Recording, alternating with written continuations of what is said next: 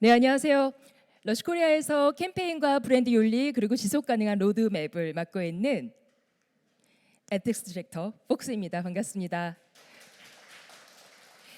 내일이 벌써 지구의 날이더라고요. 러시는 매년 지구의 날이 되면 매장 유니폼의 상징인 앞치마만 입고 거리로 나가서 포장은 쓰레기다, 알맹이가 섹시하다를 외치면서 행진을 하곤 합니다.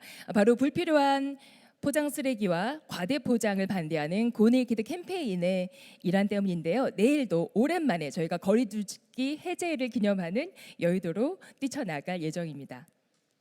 러시 제품의 66% 정도는 이렇게 포장을 전혀 하지 않은 네이키드 형태로 판매가 되고 있습니다. 가장 대표적인 제품으로는 샴푸바를 예를 들 수 있겠는데요. 바로 이 250g의 플라스틱 그 샴푸 용기 3통을 압축한 것과 같은 용량을 갖고 있는 이 고체 샴푸는 2005년에 러시아에서 판매된 이래 현재까지 5,700만 개가 넘게 팔렸습니다. 이게 상징하는 임팩트는 4,000톤 이상의 플라스틱 소재를 사용하지 않아도 됐고, 또 1억 7천만 개에 해당하는 플라스틱 병을 만들지 않아도 됐기 때문에 여러분 인공위성에서 보면은 보여지는 거대한 태평양의 쓰레기 섬의 5.3%나 되는 플라스틱을 저희가 줄일 수 있는 효과를 고객님들과 함께 만들었다라고 말씀드릴 수가 있을 것 같아요. 러시아 모든 종이는 100% 재생지로 만들고 있고요. 비닐 뽁뽁이 대신에 이렇게 옥수수나 감자, 전분을 통해서 친환경 완충제를 사용하고 있습니다. 제가 무대에 오를 때마다 이렇게 스카프로 활용을 하고는 있는데, 이게 플라스틱 병을 업사이클하거나 인도 하층 및 여성협동조합으로부터 책임있고 공정하게 거래하는 올가닉 코튼으로 만든 지속 가능한 천포장재로 대안을 마련하고 있습니다. 거리에서 저희가 커피컵을 수거해서 이와 같이 튼튼한 종이 트레이를 만들어서 이 네이키드 제품을 담는 포장재로도 활용하고 있고요. 버섯 균사치라든가 삼배로 만든 이런 패키지 용기를 개발하고 있습니다. 저희가 신선한 과일이 듬뿍 들어가기로 유명한데요. 바나나를 쓰고 남은 그 펄프, 그 바나나의 부산물, 그 껍데기를 재생 펄프와 섞어서 이런 포장지로 만든다든가, 짜투리 천을 이용해서 또 포장지를 만든다든가, 또 플라스틱 병을 이용해서 리본을 만든다든가 하는 부분들을 계속해서 고민하고 시도하고 있습니다. 그리고 나무를 베지 않고 이 나무 껍데기를 이용해서 이 코르크 패키지를 만들어서 아까 말씀드렸던 고체 샴푸를 담는 통으로 활용하기도 하는데요. 이 과정에서 발생시키는 탄소량보다 포집하는 탄소의 양이 더 많기 때문에 기후위기 문제에 해결하는 그런 대안으로도 기여하고 있다고 말씀드릴 수 있어요. 이와 같은 과정들을 통해서 저희는 재활용유를 통한 탄소를 74% 정도 저감을 하고 있고, 물도 34% 정도 절약을 하고 있습니다. 그린 허브라고 하는 영국 중앙에 있는 이런 자연 순환 공장에서는 재활용률이 75% 정도가 되고요. 한국에서도 78% 정도를 기록하고 있습니다. 대표적인 저희 그 친환경 용기라고 하면 이런 검정 통들을 많이 보실 텐데요. 66%는 벗고 있고 나머지 통은 이렇게 100% 재활용된 플라스틱 PP로 만든 블랙팟에 담겨서 판매가 되고 있습니다. 그리고 그것들을 다시 회수하는 블랙팟의 환생이라는 캠페인을 연중 무휴 매장에서 펼치고 있습니다. 보시는 것처럼 코로나가 있었는 시기에도 매장 트래픽이 현저히 줄었음에도 불구하고 회수량은 거의 줄지가 않았어요. 그리고 쓰레기 대란이 있었던 2018년을 기준으로 드라마틱하게 이 회수량이 성장한 것들을 보실 수가 있을 것 같습니다. 이 20만 개가 넘는 수거량이 의미하는 바는 저희가 브랜드 오리진이 영국에 있는데 영국과 유럽의 이 블랙팟 회수량을 총 합했을 때 저희가 거의 절반을 넘는 그런 수거량을 기록하고 있다고 하니까 대한민국의 러시 고객 여러분 모두가 그린 히어로가 아닌가 싶습니다. 러시가 이러는 배경에는 바로 브랜드 비전이 명확하기 때문인데요. 동물과 자연과 사람이라고 하는 우리 환경을 둘러싸고 있는 이 세 가지 요소가 조화롭게 공존한 세상을 만들기 위해서 브랜드 신념을 저희가 믿고 있고, 이와 같은 것들을 제품에 담아서 일반적인 마케팅이 아니라 캠페인을 통해서 세상을 바꾸는 그런 행동으로 실천하고 있습니다. 그 결과는 어땠을까요? 코로나를 오롯이 안고 마감했던 지난 FY 6월 기준으로 전년 대비 23%의 매출 성장과 영업이익은 무려 214%를 상승시키는 기염을 토하면서 1,000억에 넘는 그런 저희가 축제를 펼쳤던 적이 있습니다. 이것이 모두 러시의 신념을 지지하고 또 미닝아웃을 통해서 윤리 소비를 실천해 주신 미래 세대 여러분 덕분입니다. 앞으로도 러시는 여러분이 지갑을 열 때 보다 윤리적인 소비를 할 수 있어야 된다라고 고민을 하실 때 그 선택이 될 수 있도록 이 지속 가능한 미래를 위해서 또 여러분들께서 맞이하고 있는 그런 미래 세대에 저희가 퍼스트 팔로워가 돼서 열심히 응원하고 뒤쫓아갈 준비를 하고 있겠습니다. 보다 자세한 내용은 잠시 후 대담에서 더 나누도록 하겠습니다. 예, 말씀 들어주셔서 고맙습니다. 감사합니다.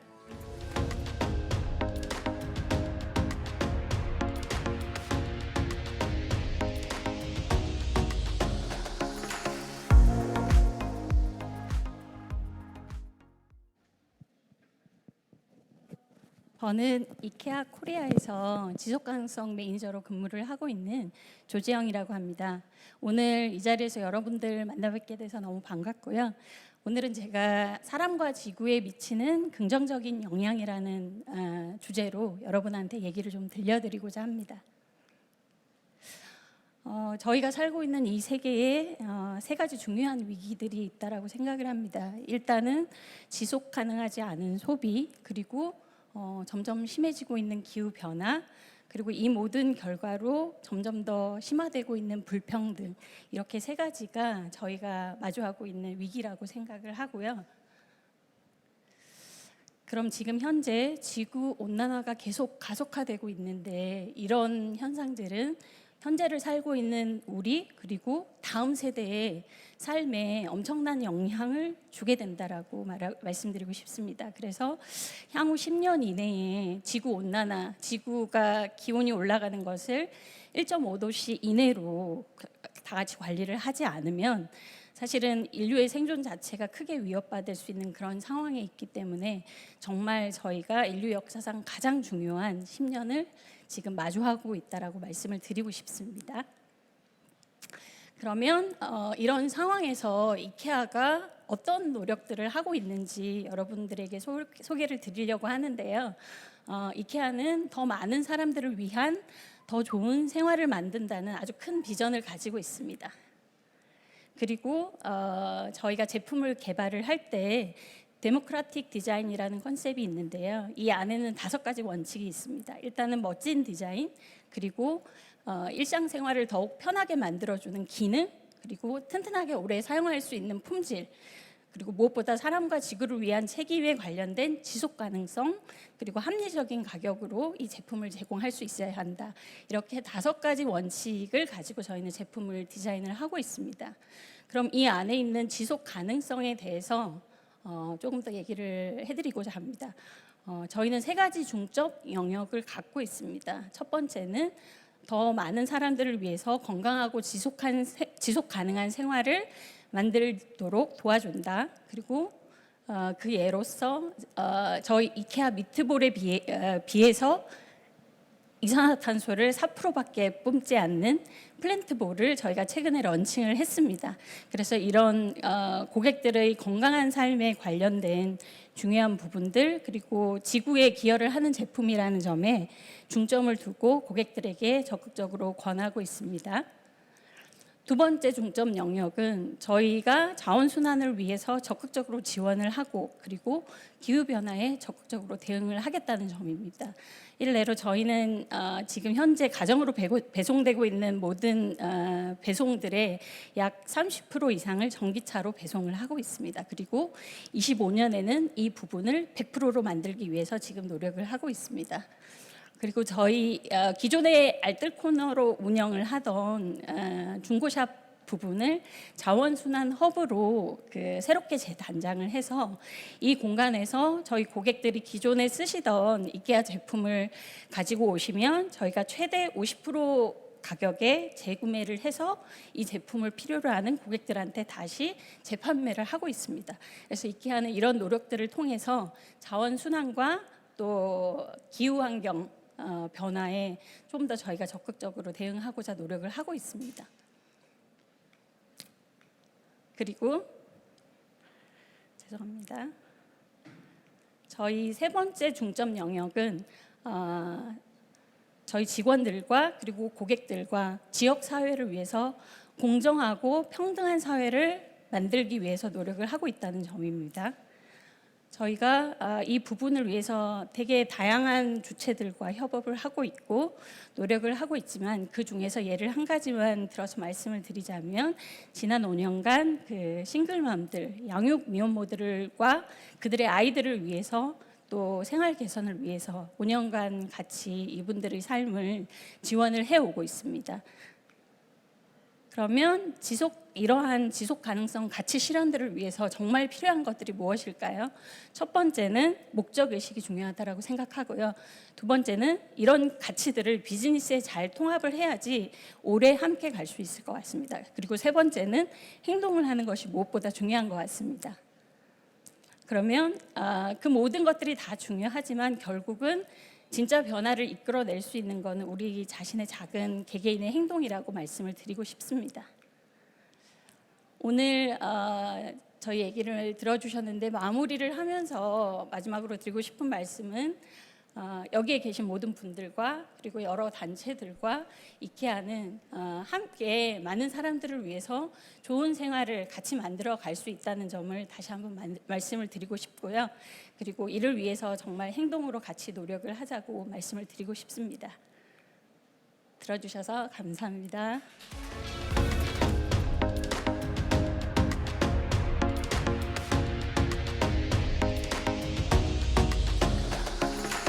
시작하면 되나요? 네, 안녕하세요. 저는 대나무로 칫솔 만드는 닥터노아의 박근호라고 합니다. 네, 저는 이제 원래 이 사업을 하기 전에는 그 남부아시아랑 중부아프리카에서 국제고 활동을 했었어요. 보통 저는 의료봉사 활동을 많이 했었기 때문에 이제 의사를 한 번도 본 적이 없는 이제 되게 오지를 많이 찾아가게 됐었는데요. 그 오지 같은데 갈 때마다 항상 대나무라는 자원이 엄청 많다는 거를 알게 됐어요. 그래서 이 이유가 뭘까 하고 좀 찾아봤더니 이 대나무라는 자원 자체가 저위도의 빈곤한 나라에 보통 도시가 아니라 시골에서도 이제 보통 생산 기반이 되는 농토가 아니라 저 야산에서 되게 잘 자라는 자원이기 때문에 가장 힘이 없고 빈곤한 사람들이 도시가 아니라 시골로 쫓겨내려가고 시골에서도 생산 기반인 농토가 아니라 저 야산으로 쫓겨내려가서 살기 때문에 가장 빈곤한 사람들이 사는 곳에 항상 대나무가 많은 건 아니지만 대나무가 사는 곳에는 잘 자라는 곳에는 항상 빈곤한 사람들이 많다는 것을 알게 됐습니다. 그러다가 저는 한 논문을 읽게 됐는데요. 이 논문에 의하면은 그 베트남 탱화성이라는 곳의 그 북서쪽에 가면은 월 평균 가족 소득이 68달러, 7, 8만 원밖에 되지 않는 아주 빈곤한 사람들이 살고 있는데 동시에 이 지역이 그 베트남에서 가장 빈곤한 지역인 거예요. 근데 누군가 나타나서 이들에게 풍부하지만 잘 이용되지 않는 자원인 이 대나무를 이용해서 소득 자원으로 바꿔줄 수 있다면은 16만 3천 명이 빈곤을 탈출할 수 있다라고 이 논문에 써져 있더라고요. 저 이 논문을 읽으면서 진짜 가슴이 너무 뛰는 거예요. 이거 잘못하면은 노벨 평화상 받는 거 아니야? 라는 그런 생각이 들어서 저는 이때부터 반부에 거의 미치기 시작한 것 같아요. 그래서 저는 사업을 해본 적이 없어서 대나무 가지고 뭘 하지? 구글에 쳐봤습니다. 그래서 보니까 대나무 제품들이 별게 다 있더라고요. 근데 저기 보니까 대나무 칫솔이 따당하고 나타나는 거예요. 제가 이제 예방치약이라는 걸 전공한 치과의사인데 대나무 칫솔은 제가 잘 만들 수 있는 것 같았어요. 그래서 그때부터 대나무 칫솔을 만들 궁리를 하기 시작을 하죠. 그리고 처음 찾아간 게 제일 오른쪽에 있는 이경태 박사입니다. 이 친구는 그 학교에서 기계공학 박사를 따고 나서 저 네팔에 가가지고 전기 없는 마을에 들어가서 리뉴어블 에너지를 이용해가지고 전기를 만들어주는 그런 소셜 벤처를 했었어요. 근데 이때 딱 망해 있었거든요. 그래서 제가 찾아가가지고 자네 16만 3천 명 빈곤 탈출시키고 노벨 평화상 받아볼 생각이 없나 했더니 하겠대요. 그리고 이제 두 번째 찾아간 거는 이제 우리 존이랑 캐티라는 친구인데 저는 이 친구들을 우간다에서 만났었어요. 이 친구들은 이제 우간다는 상하수도 시설이 없다 보니까 빈곤한 사람들이 깨끗한 물에 접근하는 거가 엄청나게 힘들어요. 그리고 더러운 물 때문에 질병에 이완되는 경우도 매우 많죠. 이 친구들이 했던 일은 지역의 점토를 이용해서 세라믹 정수기를 만들어가지고 아주 빈곤한 사람도 깨끗한 물에 접근할 수 있도록 만드는 벤처를 했었는데 정말 수천 명의 생명 살린 진짜 멋진 친구들이죠. 이 친구들까지 꼬셔서 저희는 지금 6년째 대나무 칫솔을 열심히 만들고 있습니다. 지금은 우리나라에서 제일 인기 있는 대나무 칫솔 업체이고 전 세계에서 가장 뛰어난 기술력을 가진 회사라고 생각합니다. 저희가 칫솔을 만들다 보니까 사람들이 자꾸 치약도 만들어 달라는 거예요. 그래서 제가 예방치약 전공한 치과의사다 보니까 치약도 내가 진짜 전 세계에서 제일 안전한 건강한 치약을 만들 수 있다라고 생각을 해서 열심히 레시피를 짜가지고 딱 만들었는데 저는 이때 태어나서 가장 많은 욕을 얻어먹은 것 같아요. 니네 플라스틱을 대체하는 대나무 칫솔 만든다면서 왜 치약을 플라스틱 튜브에 넣냐. 진짜 많은 욕을 먹었어요. 그래서 그때부터 저는 원래 사실 빈곤 문제 해결이 저의 가장 큰 미션이었는데 저는 이때부터 환경 문제 깊이 고민하기 시작했던 것 같아요. 그래서 지금은 이제 플라스틱 튜브를 다 없애고 리사이클 할 수 있는 알루미늄 튜브 치약을 만든다든가 아니면 아예 플라스틱 튜브가 없는 고체 치약을 만들고 있고요. 그리고 이제 1% for the planet이라는 것에도 가입을 해서 저희가 돈을 버는 대로 매출액에 적자가 나든 흑자가 나든 매출액의 1%는 환경 문제를 해결하는 단체에 기부를 하고 있습니다. 너무 잘 아시는 것처럼 플라스틱은 인류의 건강에 심각한 위협이 되고 있습니다. 이미 우리가 먹는 물고기, 소금에 이제 미세 플라스틱이 발견되고 있고요. 최근에는 인간의 혈액에서도 미세 플라스틱이 발견된 것 같아요. 플라스틱 문제는 이제 더 이상 그냥 뉴스에서 떠드는 문제가 아니라 저는 환경은 우리가 공유해야 되는 미래라고 생각하게 된 것 같습니다. 그래서 저희는 이제 이런 기업으로서 플라스틱의 대안을 만드는 그런 회사가 되고 싶다라고 믿게 됐습니다. 그래서 저희는 지금 세상에서 칫솔 가장 많이 파는 그런 회사가 되기를 원하는 거가 아니라 세상에서 가장 가치 있는 회사, 세상의 모든 플라스틱 회사들이 대나무로 칫솔을 만들도록 만드는 회사, 그리고 세상의 모든 플라스틱 튜브 치약을 없애는 회사가 되겠다고 꿈꾸고 있습니다. 네, 많이 응원해 주시고 오늘 집에 가서 대나무 칫솔 하나씩 꼭 구매해 주시길 바라겠습니다. 감사합니다.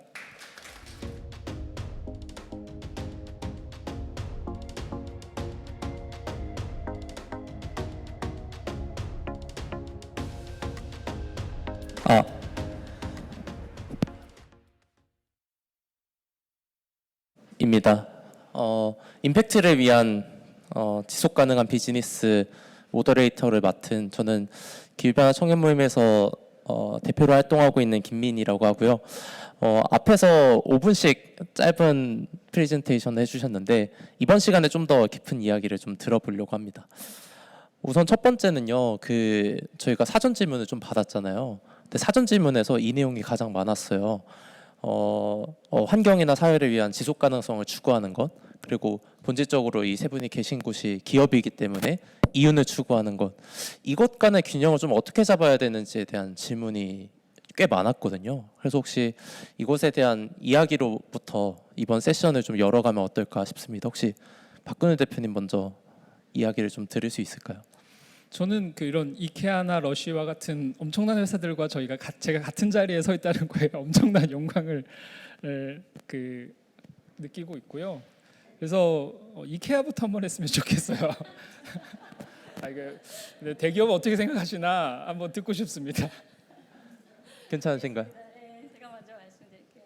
사실 저희 이케아는 지속 가능성 가치를 추구하는 것과 이윤을 추구하는 게 결코 별개가 아니라고 생각을 하고 있어요. 그래서 지속 가능성 가치들에 기반을 해서 비즈니스를 계속 운영을 해왔을 때 실질적으로 저희 회사의 성장이 있었거든요.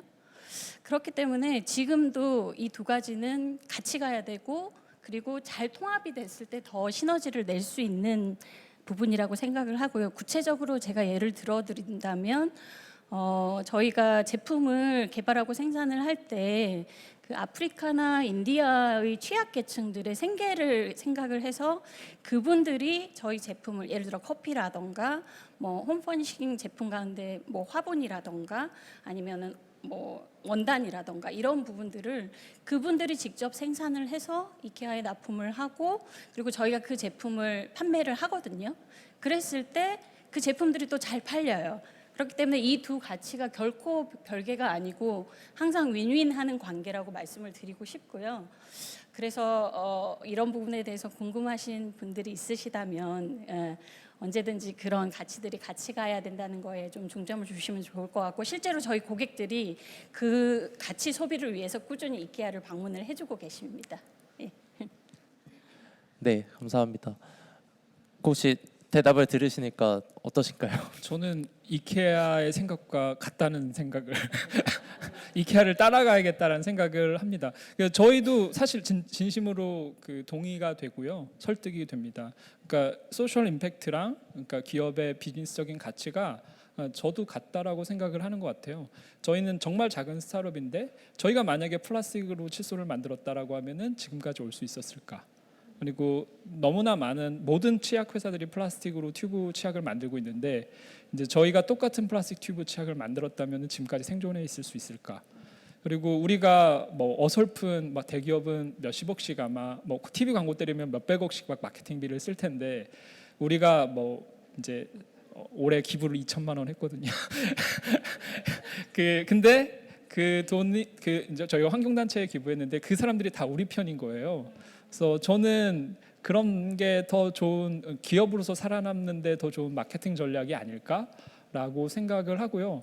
저희는 이제 궁극적으로 저희 소셜 벤처이거든요. 기업의 방식으로 세상의 문제를 해결하는 기업인데 그 자체가 이제 우리의 비즈니스 모델이기 때문에 그거를 이제 응원해 주시는 분들이 저희 고객이기 때문에 저희가 더 그 비즈니스를 더 크게 만들수록 큰 소셜 임팩트가 생겨난다라고 생각을 합니다. 특히 이제 저희 같은 경우에는 비즈니스 모델이 소셜 임팩트랑 뭐 간접적으로 연결돼 있는 게 아니라 직접적으로 연결돼 있어요. 간접적으로 연결됐다는 거는 돈 많이 번 다음에 그걸로 기부해야지, 이게 아니라 저희는 대나무로 칫솔을 만들면 그 즉시 개당 18g씩 플라스틱 쓰레기를 줄일 수 있어요. 그리고 고체 치약을 쓰면 한 3, 4g씩 이제 플라스틱 쓰레기를 줄일 수 있고, 대나무는 항상 저위도의 빈곤 국가의 그 시골의 이제 야산에서 자라나는 자원이기 때문에 거기에 있는 대나무가 제일 싸거든요. 그러면 우리는 그 대나무를 소득 자원으로 직접적으로 바꿔줄 수가 있어요. 그래서 저희는 비즈니스의 성장과 이런 소셜 임팩트가 직접적으로 연결돼 있다고 하면은 이 가치가 서로 이제 분리된 거가 아니라 우리의 경쟁력을 더 높이는 그런 방식이라고 생각을 해요. 그래서 이케아를 계속 쫓아가 보도록 하겠습니다. 그 믿음을 계속 지켜주시길 바랍니다. 재치 있는 답변이셨던 것 같아요. 마지막 러시는 좀 어떠신가요? 네, 러시도 좀 쫓아주시면 안 되겠습니까? 사실 뭐 정답을 말씀해 주셔가지고 저는 이 방송을 들으시는 분들도 계신 분들 중에는 또 저희와 같은 비즈니스를 꿈꾸고 계시는 청년 스타트업 분들도 계실 것 같아서 저희가 지키고 있는 원칙에 대해서 좀 얘기를 해볼까 싶어요. 미국 선대 대통령이었던 토마스 제퍼슨의 그 바위와 시냇물의 비유를 좀 인용을 해보자면 바위. 그러니까 저희가 원칙이라고 하는 브랜드 신념, 철학, 뭐 가치, 그리고 캠페인은 절대 어떤 이유, 어떤 경로로도 타협하지 않는다. 굳건히 지키는 거 반. 그리고 시냇물이라는 거는 고객의 니즈, 트렌드, 그리고 피드백들은 경청을 해서 저희가 변화를 한다, 유연하게 하는 것들을 좀 지켜보는 것들을 반. 그리고 어떤 프로젝트나 또 뭐 그 전략을 짤 때도 저희도 영리 기업이기 때문에 매출이 탄생을 해야 되거든요. 하지만 양적 그 성장만이 결코 궁극적인 목표는 아닙니다. 뭐 양적이거나 계량화된 혹은 정성적인 성과 중에는 말 그대로 지속 가능한 그런 성장이 되겠느냐 하는 건데, 거기에는 저희가 아까 말씀드렸던 그 비전에 해당하는 동물과 자연과 또 사람이 조화로운 공존을 할 수 있게 변화를 만드는데 우리가 기여를 하고 있느냐에 대한 점검을 하고 있습니다. 그래서 뭐 우리 성장을 위해서 환경에 해를 끼치진 않는지, 또 사회적 책무를 다하지 않지는 않는지, 또 투명하지 않은 부를 축적하지는 않는지 같은 것들을 저희뿐 아니라 고객님들께서도 귀를 열고 그 의견들을 경청하려고 하고 있고요. 아까 그래프 보셨죠? 그래서 러시 코리아는 그와 같은 매년의 성장과 또 코로나 시대의 어마어마한 성장의 결과로 증명해 볼 수 있을 것 같습니다. 네. 네, 세 분 다 비슷한 얘기면서도 좀 되게 와닿는 얘기였던 것 같아요. 그러니까 단순히 그게 따로 갈 게 아니라 둘 다 같이 추구를 해야 되는 거고, 그건 그럴 수밖에 없을 것이다 라는 내용이었던 것 같습니다. 그 다음으로 드릴 질문은 앞에서도 그 세션에서 잠깐 얘기가 나오긴 했지만 그린워싱에 대한 문제예요. 아마 세 분이 실제로 기업 비즈니스를 하시면서도 많이 겪으실 법한 내용일 것 같은데요. 요즘은 성분 표시도 직접 하고 플라스틱이나 이런 게 정말 안 쓰는지 뜯어보기도 하고 그걸 SNS에 올리기도 하고 활동들이 더 엄격해졌다는 생각도 들어요. 그리고 제 나이 또래 친구들도 많이 거기에 관심을 가지고 있고요. 그래서 여기 패널 분들이 생각하는 그린워싱은 뭔지, 그리고 이게 실제 현장에서는 좀 어떻게 이 문제에 좀 대응을 하고 계신지가 좀 궁금합니다.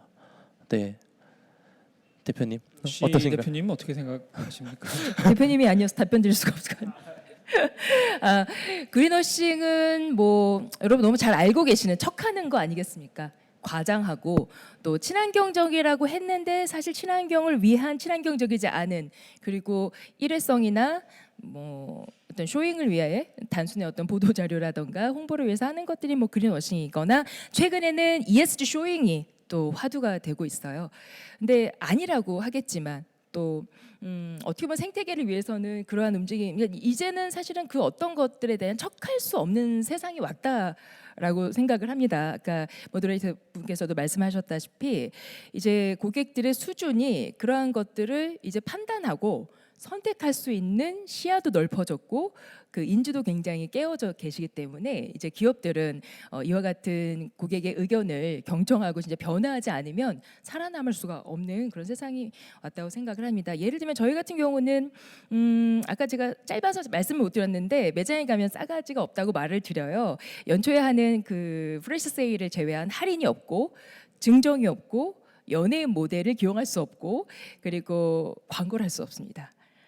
그래서 캠페인을 하는 겁니다. 저희의 철학과 신념이 담긴 캠페인을 통해서 저희는 행동으로 이 지속 가능한 변화를 만들어내고 있고요. 또 저희 브랜드 이념을 전하고 있기 때문이거든요. 근데 캠페인을 할 때 좀 많이 알려져 있거나 누구나 관심을 가질 만한 그런 소위 죄송합니다만 어떤 사회 봉사적인 부분이라든가 공헌 활동들은 러신하지 않습니다. 소외되고 우리의 도움과 관심이 절실한 정말 작은 풀뿌리 단체들을 찾아서 그쪽에 마중물이 되는 그러한 지원을 하거나, 저희는 뒤로 숨고 로고를 표현하지 않기도 하고 보도자료를 쓰지 않기도 하고 하는 활동들을 글로벌리 26년 또 코리아에서도 20년 동안 해왔던 것들은 그린워싱이나 ESG 쇼잉이 무서워서 건 거죠. 그러니까 이제 소비자들이 이제 그냥 가만히 속고 있지는 않으시거든요. 그래서 저희가 올바르게 행동할 수밖에 없도록 만들어 주시는 것 같아요. 저희 사실 또 하나 또 솔직히 고백드리고 싶은 거가, 예를 들면 이제 저희가 알루미늄 튜브 치약을 만들었잖아요. 근데 알루미늄 튜브 최근에 저희도 엄청 고민하고 있는 게, 이제 만들고 나서 그때는 그냥 플라스틱 튜브를 없애겠다는 그 열망으로 알루미늄 튜브 치약을 만들었는데, 또 그 연구 논문들을 막 찾아서 보다 보니까 만들고 난 다음에 보다 보니까 새로운 사실들을 알게 됐어요. 그러니까 알루미늄 튜브를 만들 때 플라스틱보다 에너지 사용량이 2배가 넘어요. 그 다음에 이제 우리 알루미늄 캔 같은 경우에는 재활용률이 되게 높은데, 그러니까 실질 재활용률이 되게 낮아요. 그러니까 치약의 알루미늄 튜브를 재활용하는 인프라가 없는 거예요. 그러니까 그러면은 결과적으로는 더 환경에 더 큰 부담을 줄 수도 있는 거예요. 사실 저희가 이런 문제를 만드는 시점에서부터 알고 있었던 게 아니라 뒤늦게 알 거였거든요. 근데 이제 저희 팀은 다 정말 미션 오리엔티드 된 팀 사람들이 엄청 많기 때문에 이런 거를 우리 팀 자체가 이제 묵과하지 않아요. 되게 지금 저희도 뜨겁게 고민을 하고 있는데, 근데 이런 것들을 모두 다 알 상태에서 과연 언제나 이런 행동을 할 수 있을까? 그거는 저는 쉽지 않다. 대신 우리는 욕 먹으면 바꾸겠다 정도의 생각을 갖고 있습니다. 네. 그래서 저는 그린워싱 매우 경계해야 되지만, 또 그거에 너무 몰입돼서 이제 살면은 사회 발전이 좀 더디지 않을까라고 생각하는 것 같습니다. 네, 대표님 말씀에 되게 영감을 지금 좀 받았는데요.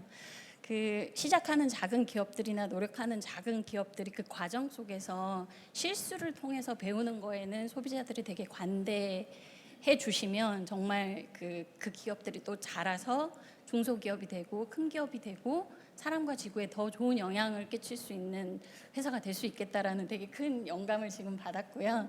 사실 이케아는 분명히 초기에 그런 시행착오가 있었고요. 그리고 지금 현재는 어느 정도 러닝을 통해서 온전히 그린워싱을 스스로 좀 경계를 하면서 비즈니스를 하고 있는데, 저희가 이 그린워싱에 대해서 생각하는 부분은 되게 심플해요. 말과 행동이 일치해야 된다. 고객들한테 이 제품은 리사이클된 재료로 만들었어요 라고 소개를 했다면 사실 실제 제품이 그렇게 만들어졌어야 되고, 그리고 저희 매장에서 매장을 운영을 할 때 에너지, 워터, 그다음에 쓰레기 이런 것들을 최소한으로 사용하고 줄이기 위해서 노력하고 있어요라고 얘기를 한다면 사실 그 결과에 대해서 수치로 보여줘야 되거든요. 그래서 결국 말과 행동의 일치인데요.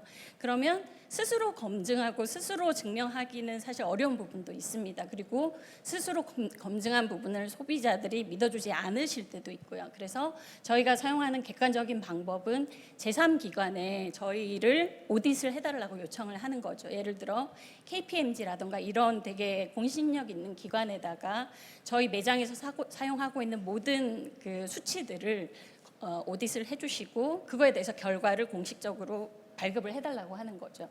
그래서 그렇게 검증된 팩트에 근거해서 저희는 고객들하고 소통을 하고 있습니다. 네.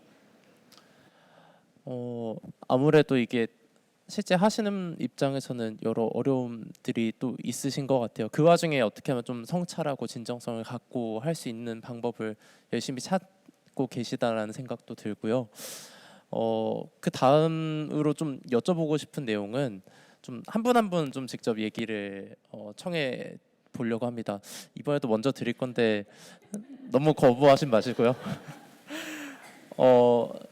여기 계신 그 기업 말고도 혹시 이런 소셜 임팩트, 서스테이너빌리티와 관련해서 좀 인상 깊게 좀 주목하고 있는 다른 기업이 있다면 혹시 어디가 있는지 좀 궁금합니다.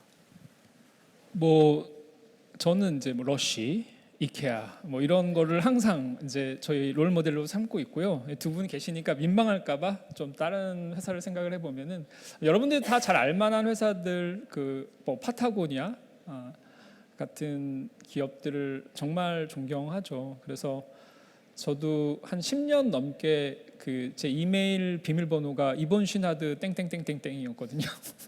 그래서 그 기업의 성장 방식이랑 그 기업이 사회와 어떻게 소통하는지, 그리고 아까 얘기하셨던 것처럼 어떻게 검증받는지, 어떻게 측정하는지 이런 것들에 대해서 정말 많은 영감을 받았던 것 같고요.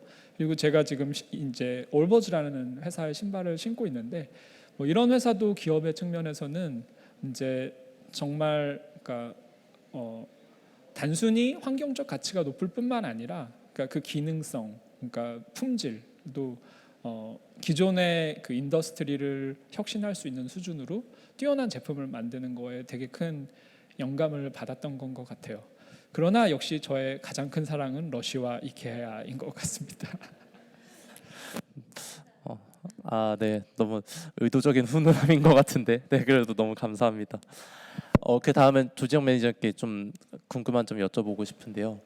한 보고서 최근에 발표된 보고서를 보니까 미래에는 한 40%에서 75%까지의 큰 포션을 차지하는 온실가스가 어떤 문화나 행동적인 부분에서 발생할 수 있다라고 하더라고요. 근데 반대로 보면은 그 부분에서 더 많이 감축할 수도 있는 부분이라는 생각이 들더라고요. 그래서 혹시 이케아에서는 이런 소비자들의 행동을 변화시키는 데에서는 좀 중요하게 삼고 있는 가치가 무엇인지 그 부분을 좀 듣고 싶습니다. 되게 중요한 질문이라고 생각을 하고요. 사실 저희가 그 서베이 기관을 통해서 저희 고객이나 컨슈머 분들에게 조사를 좀 해서 의견을 여쭤보니까 지속 가능한 생활을 하기 위해서 어떤 부분이 제일 어려우시냐, 힘들게 느끼냐라고 했을 때 가장 많이 대답을 하신 부분이 좋은 일인 건 알겠고 좋은 단어인 건 알겠는데 실질적으로 내가 뭘 어떻게 해야지 그게 지속 가능하고 건강한 삶이 되는지 솔직히 잘 모르겠다 누군가 좀 도와줬으면 좋겠다. 누군가 좋은 어드바이스를 해줬으면 좋겠다. 그런 그 답변들이 많으셨어요. 그래서 저희는 그런 고객의 그 피드백에 기초를 해서 저희가 지금까지 노력해온 그 지속 가능성 가치들, 성과들을 토대로 해서 고객들한테 영감을 많이 일단 드리고, 그리고 실질적으로 되게 합리적인 가격으로 저희 제품과 또 홈퍼니싱 솔루션을 고객들한테 제공을 해서 그분들의 일상생활에서 그 지속 가능하고 건강한 삶을 그런 제품들과 솔루션의 도움을 받아서 실제로 사실 수 있게끔 돕는 거가 사실 저희한테는 제일 중요한 가치고요. 그래서 그런 부분들을 저희가 지속적으로 도와드리기 위해서 지금 하고 있는 부분이, 예를 들어 작년에 저희가 성수에서 오픈했었던 팝업 스토어라던가, 그리고 올해 지금 막 오픈했는데 수요 에피소드에서 오픈한 그 팝업 공간, 이런 공간들에서 그런 좋은 방법들과 제품들과 솔루션을 보여드리고 있고요. 이것들을 통해서 가장 강조하고 싶은 게, 서스테너빌리티는 어렵고 힘든 주제가 아니다.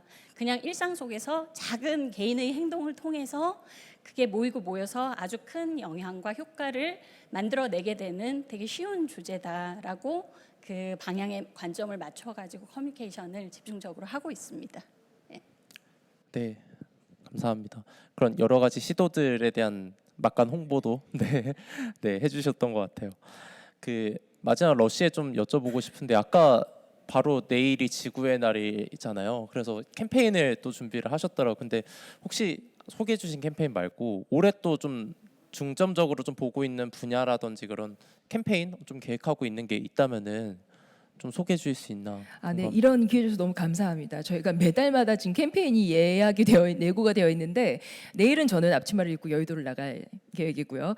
바로 다음 달에 지금 절찬리에 전국 매장과 러시 홈페이지에서 펼치고 있는 동물대체시험법 제정안 통과를 위한 서명 캠페인을 꼭 소개해드리고 싶습니다. 저희가 지금 제가 입고 있는 이 티셔츠이기도 한데, 저희 그 핵심 이념 중에 하나인 동물 실험 반대, 또 화장품의 동물 실험 반대뿐만이 아니라 동물 실험을 그럼 대체할 수 있는 시험법을 더 많이 개발하고 더 널리 보급하고 쉽게 이용할 수 있도록 법안을 만드는 거에 국제 동물보호 단체인 HSI와 남인순 의원실과 또 동물권 보호 단체인 PNR과 같이 캠페인을 펼치고 있습니다. 이게 뭐 3년이 걸릴지 5년이 걸릴지 10년이 걸릴지 모르겠지만, 이 서명 운동을 통해서 여러분의 보이스가 그 국회 법안에 닿기를 바라보면서, 그리고 6월이 되면 멸종위기 야생동물, 또 벌목 금지, 팜나무 대량 생산을 위해서 그쪽에서 그 멸종 위기에 몰려 있는 야생동물 오랑우탄을 포함한 코뿔소라든가 호랑이라든가,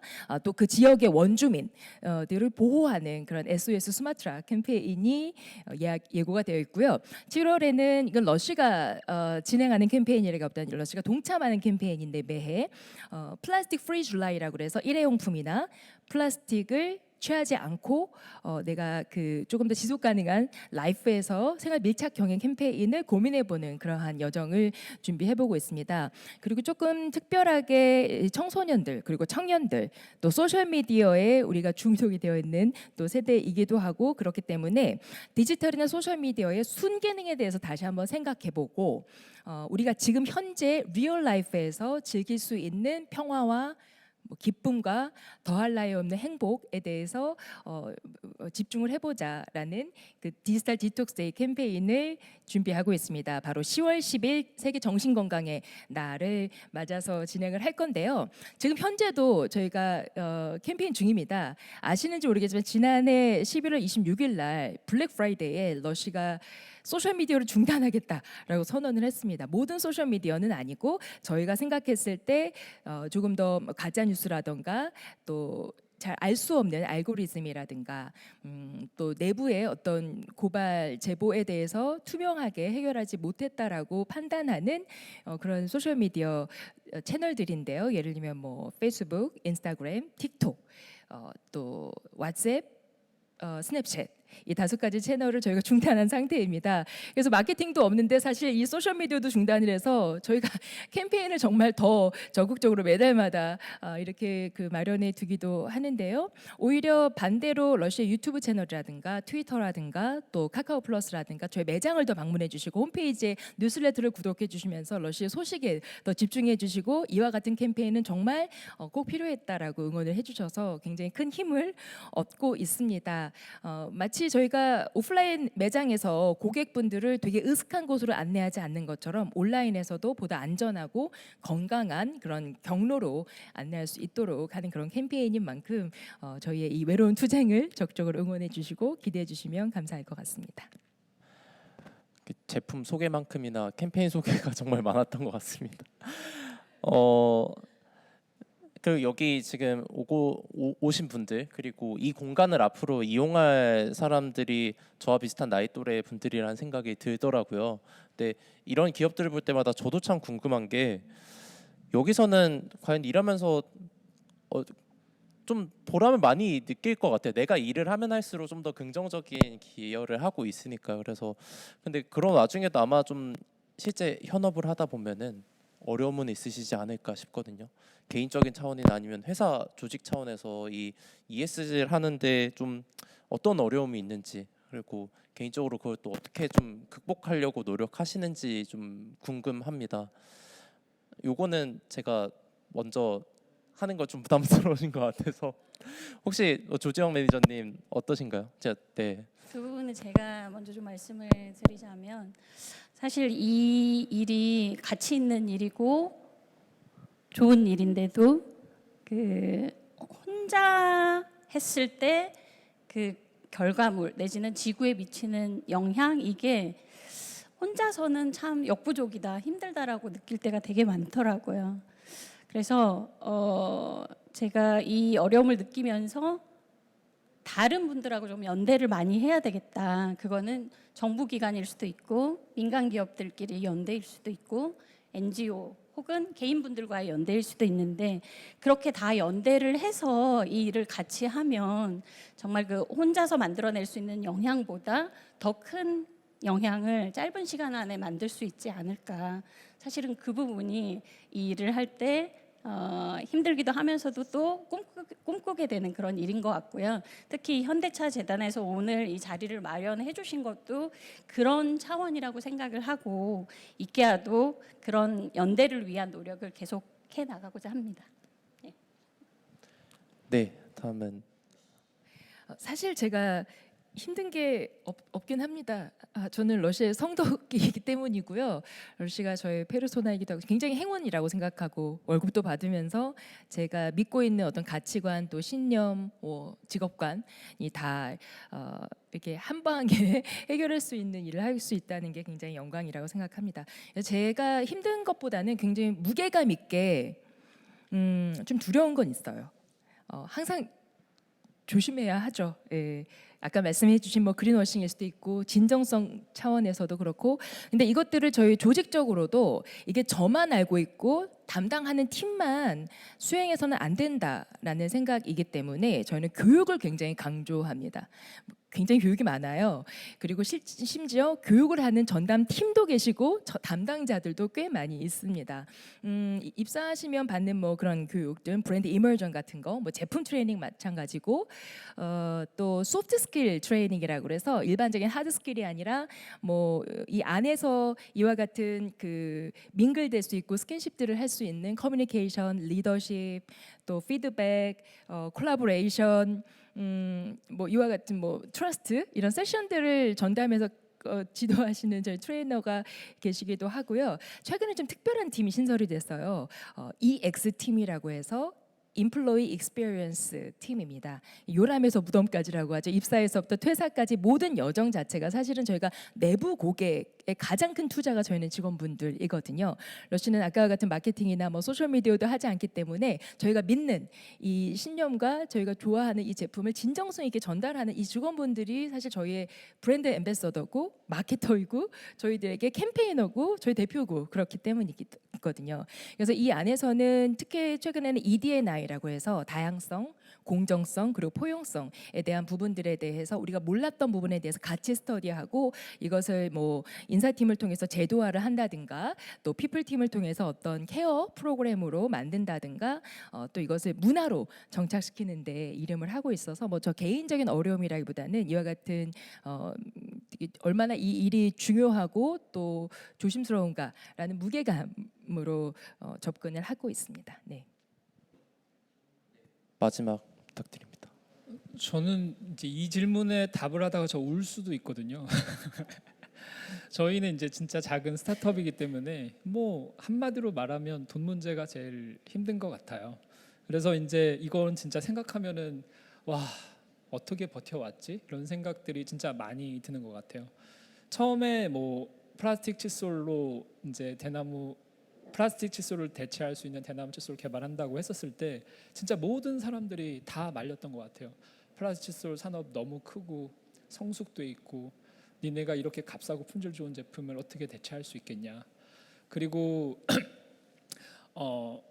그냥 빨리 치과나 해라, 정신 차려라 이런 얘기를 정말 많이 들었고 그때는 제가 이미 나는 16만 3천 명 빈곤 탈출시키고 노벨 평화상 받겠다는 이거에 이제 뽕을 맞은 상태였기 때문에 그런 게 하나도 안 들렸죠. 근데 이게 현실이 되니까 첫 번째 기계를 우리가 첫 번째 R&D를 통해서 기계를 개발했어야 되는데 이제 그때 진짜 그거가 우리가 생각했었던 대로 안 되고 완전히 그냥 망해버렸거든요. 한마디로 말하면은.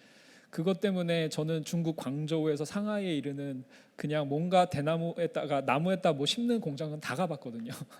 그리고 중국의 그 도면만 가져가면은 뭐든지 만들어주는 공장에 가서 한 달 반 정도 살면서 우리가 진짜 제 신용대출 다 갖다 받고 차도 팔아서 어쩔 수 없이 지속 가능한 삶을 살게 됐어요. 그래서 다 밀어붙여가지고 이제 만들었는데 그 기계가 한국에 오자마자 안 움직이기 시작했거든요. 근데 월급이 진짜 똑 떨어졌을 때 내가 너무 이렇게 아부하는 것 같지만 이거 진실이기 때문에 그때 H1드림에서 지원금이 없었으면 진짜 월급 줄 돈이 없었거든요. 그래서 진짜 간신히 살아남았었던 것 같고 그 뒤로도 그런 일들이 몇 번이나 더 있었어요. 그냥 월급 줄 돈이 이제 떨어지면은 제 친구 중에 제일 부자인 애들이 누구일까? 누가 치과 잘 되지? 해서 가서 이제 앞에서 엄청 혼자 되뇌이는 거죠. 그러니까 자신 있게 말하자.